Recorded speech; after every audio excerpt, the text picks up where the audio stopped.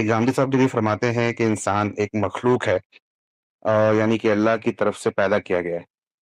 تو اس میں سوال یہ ہے کہ جب ہم بایولوجیکل پروسیس کو دیکھتے ہیں تو انسان ایک نطفے سے نیچرل کاز اینڈ افیکٹ کے قانون کے تحت وجود میں آتا نظر آتا ہے ہمیں۔ جب تمام اسباب ایک طریقے سے ہم کہیں مکمل ہو جاتے ہیں تو بچہ پیدا ہوتا ہے، اور اگر اسباب مکمل نہ ہوں تو پیدائش نہیں ہوتی ہے، اور اگر اسباب ایک طریقے سے ناقص ہو جائیں تو بچہ ڈیفارم بھی ہو سکتا ہے۔ تو اس پورے پروسیس میں وہ ارادہ یا کسی شخصی ہستی کا وہ تعین کس مقام پر آپ کو نظر آتا ہے؟ مطلب وہ یہ پورا ایک پروسیس کا پورا جال ہے کاز اینڈ افیکٹ کا، جو ہم اس پوری کائنات میں دیکھ رہے ہیں، تو اس میں جب یہ سوال کھڑا کرتے ہیں کہ اس کے پیچھے کسی کوئی ہستی ہے، تو وہ اس پورے پروسیس میں کہاں پہ آپ کو نظر آتا ہے کہ یہاں سے وہ سوال پیدا ہوتا ہے؟ جی، اگر آپ سن رہے ہیں اس سیریز کو تو انشاءاللہ اس میں ابھی علم کی جو بنیاد کی بحث ہے، اس کے بعد اسی بحث کا آغاز ہوگا۔ اس میں غامدی صاحب کی زبانی آپ اس کا تفصیلی تجزیہ بھی سنیں گے، لیکن چند چیزوں کی طرف میں اشارہ بس کر دیتا ہوں۔ یہ کہیں نہیں کہا جاتا کہ انسان ایک مخلوق ہے تو اس کا خالق اللہ تعالیٰ ہے، یہ دعویٰ کسی نے نہیں کیا، نہ غامدی صاحب یہ کہتے ہیں۔ انہوں نے خود اپنی کتاب میں میزان میں جو 3 نئے مقدمات لکھے ہیں، اس میں جس چیز سے اس بات کا آغاز کیا ہے وہ یہ کہ انسان مخلوق ہے، اس کا خالق اللہ تعالیٰ ہے، یہ مخلوق ہونے سے کہیں لازم نہیں آتا۔ اس کا خالق کائنات ہو سکتی ہے، اس کا خالق کوئی اور کسی ہستی کو آپ مان لیں، یہ بحث آگے کی بحث ہے، اور اس کے دلائل اگر اس کو صرف کاز اینڈ افیکٹ کہا جائے تو اگر کائنات کو بھی نہ کہیں، مطلب کائنات خود ایک کاز اینڈ افیکٹ وہ پہ پورا معاملہ ہو رہا ہے۔ آپ اس کو جو بھی نام دیں، سب سے پہلی جو چیز ہوگی وہ یہ ہوگی کہ ہم اس چیز کو مانتے ہیں کہ وہ بنی ہوئی ہے، جیسے بھی بنی ہوئی ہے۔ آپ اس کے لیے تعبیرات اختیار کر لیں۔ جب آپ کہتے ہیں نا کاز اور افیکٹ، تو یہ تعبیرات بھی ایک اپنی کونیٹیشن رکھتی ہیں، اور اس کونیٹیشن کے اندر کائنات کے اندر یہ عمل آپ سے آپ ہو رہا ہوتا ہے، گویا پہلے مرحلے میں کائنات نے کیا اور اس کے بعد آپ سے آپ ہونا شروع ہو گیا۔ اس میں بھی آپ جب اندر اترتے ہیں، جن سے پوچھتے ہیں کہ بھئی یہ کاز اینڈ افیکٹ کا سلسلہ ہے، تو کیا آپ اس کا کوئی محرک اول بھی مانتے ہیں، علت الجل بھی مانتے ہیں؟ تو آپ اس کو مانتے ہیں کہیں سے یہ شروع بھی ہوا ہے؟ تو کہتے ہیں ہاں بھی شروع ہوا ہوگا، لیکن اب یہ آپ سے آپ ہو رہا ہے۔ تو وہ سوال کا خاتمہ نہیں ہوتا، یعنی سوال جو ہے وہ اصل سوال یہ ہے کہ ہم اپنی تخلیق کو دیکھ کر، اپنے آپ کو دیکھ کر، اپنے وجود کو دیکھ کر کیا یہ کہتے ہیں کہ ہم بنائے گئے ہیں؟ یہ سوال ہے، بس اتنا سا سوال ہے۔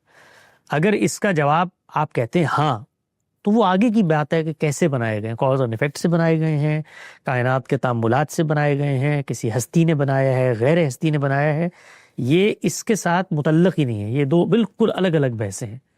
یعنی اگر آپ کا یہ دعویٰ، اس کے بعد ہم پھر وہ اصل میں رستہ روکا جا رہا ہوتا ہے کہ یہیں سے رستہ روک دو، ان کا خالق بیچ میں نہ آئے، تو ہم اپنے خالق کو بیچ میں بالکل بھی نہیں لے کے آتے۔ اس بنیاد پر اصل سوال پر اتفاق ہونا چاہیے، جس پر ابھی ہم نے گفتگو کا آغاز کیا ہے، اور وہ بہت اہم بحث ہے، اور غامدی صاحب نے ماشاءاللہ اس کو جس طریقے سے ابھی تک بیان کیا، اور اگلی بھی چند قسطوں میں بیان کریں گے، وہ ہم نے کچھ ابھی 5-6 قسطیں تو اس کی ریکارڈ ہو گئی ہیں۔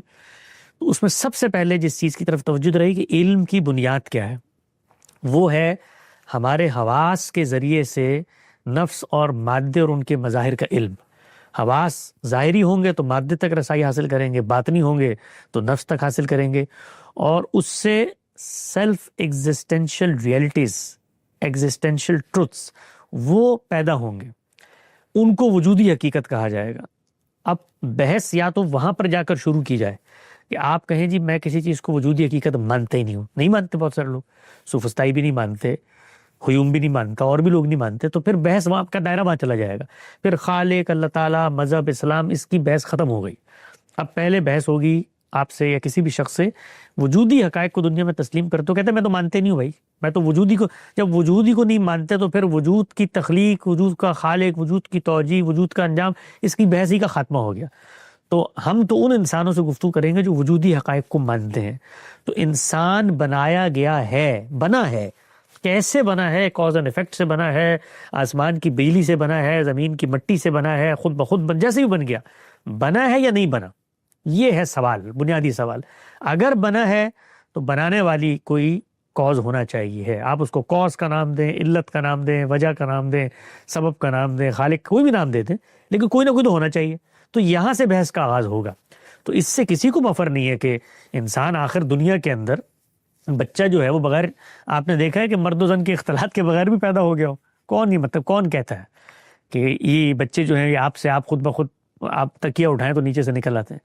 وہ تو میاں بیوی کا اختلاط ہوتا ہے، رحم مادر کے اندر نطفے اور بیضے کا اتصال ہوتا ہے، اس کے اندر کروڑوں نہیں اربوں وہ سیلز ہوتے ہیں جن میں سے کوئی ایک دو رسائی پاتے ہیں، اس کے نتیجے میں خوراک پہنچتی ہے، اس خوراک پہ ہڈی چڑھتی ہے اور پھر گوشت بنتا ہے، پھر 9 مہینے گزرتے ہیں، پھر وہ بچے کی پیدائش کا عمل ہوتا ہے. اس سب عمل کو، یہ جو عمل ہو رہا ہے یہاں پر تو میں کر رہا ہوتا ہوں نا، میں کر رہا ہوتا ہوں. آپ کو میری آواز آ رہی ہے؟ آ رہی ہے. تو یہ عمل میں کر رہا ہوتا ہوں، یعنی میرے ارادے کے بغیر مخلوق وجود میں آتی ہے. مطلب میں اگر یہ ارادہ کروں، کئی لوگ آپ کو دنیا میں ملتے ہیں نا جو بچہ نہیں پیدا کرنا چاہتے، ایسے ہی ہے نا، جو نہیں کرنا چاہتے تو ان کے بچے نہیں ہوتے پیدا. تو اس کا مطلب یہ ہے کہ یہ میرا عمل بتا رہا ہے کہ یہ کام میرے ارادے سے ہوتا ہے، یعنی یہ کام ارادے کے بغیر نہیں ہوتا، میرے سے ہو، کائنات کے ہو، خالق کے ہو، اس کی بحث ابھی نہیں ہو رہی. تو اگر میرے ارادے سے ہوتا تو گویا میں نے اس کو بنانے کا عمل کیا ہے، تو مخلوق تو وہ پھر بھی ہو گئی نا، بنی ہوئی تو پھر بھی ہو گئی، بنائی گئی ہے نا. مخلوق کہتے ہیں وہ جس کی تخلیق ہوئی ہو، جس کو بنایا گیا ہو. یہ کوئی نہیں کہتا کہ اس کے پیچھے کوئی نہ ہو، سبب نہ ہو، اسباب نہ ہو، یہ نہ ہو، تو مخلوق تو وہ ہے. تو یہ وجودی حقیقت ہے کہ انسان مخلوق ہے. اس پر پھر نقطہ نظر ہے الہاد کا، وہ پوری کی پوری رائے رکھتی ہے کہ بھئی یہ کیسے ہوا ہے. ایوولوشن کا جو پورا تصور ہے اس کے اوپر الہاد کا مقدمہ، وہ آگے زیر بحث آئے گا انشاءاللہ. جب مذہب کا مقدمہ پیش کریں گے پھر الہاد کا مقدمہ بھی زیر بحث آئے گا. بس میں چاہوں گا کہ آپ تھوڑا سا یہ سپرسٹیشیس جو بلیف ہوتے ہیں، جس کو ہم سپرسٹیشیس بلیف بول دیتے ہیں، پھر ریلیجیس بلیف کو ہم سپرسٹیشیس بلیف نہیں بولتے ہیں، تو وہ کیا چیز ہے جو ایک بلیف کو ریزنیبل؟ یہی بحث شروع کی ہے نا. اگر آپ دیکھیں تو بحث کا آغاز ہی یہاں سے کیا ہے، یہیں سے بحث کا آغاز کیا کہ انسان کے لیے اس کے علم کے ذرائع ہیں کیا. ابھی تو کوئی مذہب کی بحث اور بات ہی نہیں ہوئی. تو اگر اس پہ اتفاق ہو جائے گا تو پھر ہم سیلف ایویڈنٹ ٹروتھس کی طرف جائیں گے، ایگزسٹینشل ریئلٹیز کو دریافت کریں گے. ان ایگزسٹینشل ریئلٹیز کی دریافت میں بھی مذہب کہیں بھی نہیں آئے گا. یہاں پر صرف میں اور انسان اور انسان مخاطب ہے. اس سے کچھ ریئلٹیز دریافت ہوں گی، ان ریئلٹیز کو سامنے رکھ کے کچھ سوالات پیدا ہوں گے. ان سوالات کے پھر جوابات ہم تلاش کریں گے. الہاد بھی جواب دیتا ہے، مذہب بھی جواب دیتا ہے.